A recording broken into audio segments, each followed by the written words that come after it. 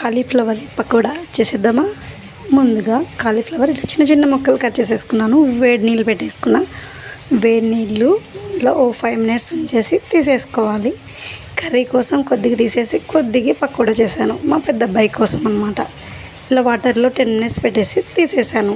తర్వాత పకోడా కోసం కావాల్సినది 1 స్పూన్ మైదా, 1 స్పూన్ కార్న్ఫ్లోర్, 1/2 స్పూన్ ఉప్పు, 1/2 స్పూన్ కారం వేసేసుకోవాలి.